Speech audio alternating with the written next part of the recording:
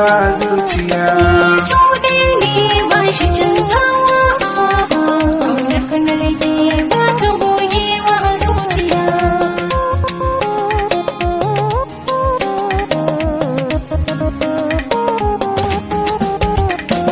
So yana da tushe a cikin duka zuciya, ya yi gini zurfinsa ya wuce rijiya, yakan saka zuciya ta zamo mara lafiya.